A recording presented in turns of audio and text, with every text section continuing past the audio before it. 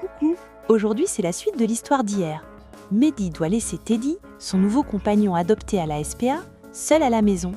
Alors comment cela va se passer? C'est parti pour l'histoire. Ce matin, Mehdi avait un petit pincement au cœur. C'était la première fois qu'il devait laisser Teddy, son petit champion poids-plume, tout seul à la maison. Avant de partir pour l'école, il lui prépara un vrai palais de roi. Son panier douillet, une gamelle d'eau fraîche et une montagne de jouets pour qu'il ne s'ennuie pas. « Sois sage, Teddy. Joue bien, fais une sieste et je reviens vite, promis. » Il lui fit un dernier gros câlin et ferma la porte, le cœur serré. Teddy regarda son maître partir par la fenêtre, puis il fit le tour de l'appartement silencieux. C'était bien trop calme. Les jouets furent amusants pendant 10 minutes, mais 10 minutes c'est très court dans une journée de chien. L'ennui, ce grand monstre invisible, commença à pointer le bout de son nez. Teddy avait de l'énergie à revendre.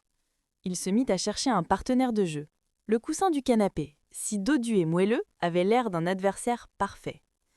Après une bataille acharnée, le coussin fut vaincu, laissant échapper une neige de mousse blanche dans tout le salon. Ensuite, dans la salle de bain, Teddy découvrit un trésor. Un serpent de papier blanc enroulé sur lui-même. Le dérouler en travers l'appartement était le jeu le plus amusant du monde. Et puis l'émotion et l'agitation furent si fortes que... Oups! Une petite flaque apparut sur le carrelage. Quand Mehdi rentra de l'école à midi, il fredonnait, impatient de retrouver son chien. Il ouvrit la porte. « Teddy, je suis rentré !» Son cri de joie se figea dans sa gorge. Le salon était un champ de bataille. De la mousse de coussin flottait dans l'air. Un long ruban de papier toilette serpentait de la salle de bain jusqu'à la cuisine. Et il vit la petite flaque. Le cœur de Mehdi se mit à battre très fort. La panique l'envahit. Une seule pensée terrible tourbillonnait dans sa tête. Maman va être furieuse. Elle va dire que c'était une mauvaise idée. Elle va vouloir ramener Teddy à la SPA. Il ne fallait pas. Il devait tout cacher avant son retour. Frénétiquement, il se mit au travail. Il ramassa la mousse et essaya de la fourrer à nouveau dans la housse du coussin qui avait maintenant l'air tout cabossé. Il tenta de réenrouler le serpent de papier toilette, ce qui était une mission impossible. Il épongea la flaque avec du papier absorbant. Teddy, tout content de le voir, pensait que c'était un nouveau jeu et courait partout en essayant d'attraper l'éponge. « Non, Teddy, pas maintenant! Aide-moi pas !» Il entendit alors le bruit de la clé dans la serrure. Trop tard. Maman entra. Elle vit tout de suite le visage effrayé de son fils et le désordre ambiant. Elle posa son sac, fit le tour du salon, et son regard se posa sur le coussin déformé.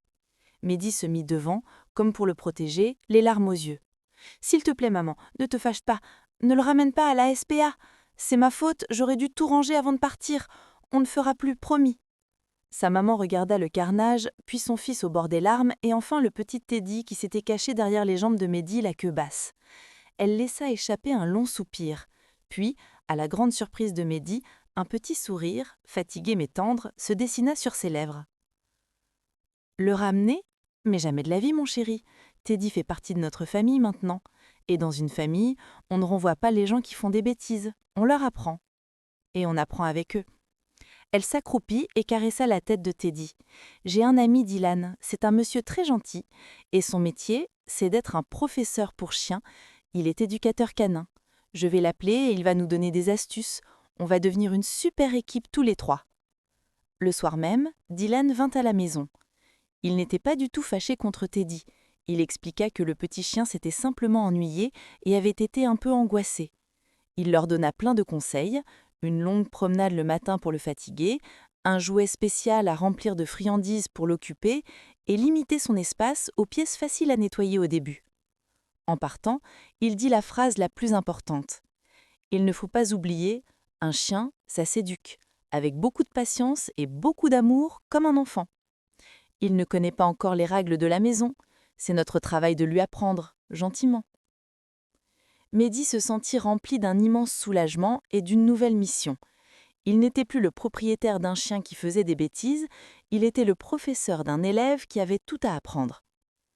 Avant de se coucher, il prit une petite friandise que Dylan lui avait laissée et s'accroupit devant Teddy. « Teddy, assis !» Le petit chien pencha la tête, puis, miracle, il posa son derrière sur le tapis. Mehdi lui donna la friandise, fou de joie. C'était leur première victoire, le début d'une longue et merveilleuse aventure, faite de bêtises, de pardon et de beaucoup, beaucoup d'amour. Oh là là, j'ai eu peur pour Teddy. C'est que, dans la tête d'un toutou, comme pour un petit enfant, on ne sait pas que quelque chose de marrant est interdit. Parce que mettre le bazar et casser des choses, ça n'est pas bien. Un toutou, cela s'éduque. Il ne suffit pas de le gronder. Il ne comprendra pas le langage des humains. Donc si tu as un chien ou un chat, ils ont besoin d'éducation. Les règles ne s'apprennent pas comme ça.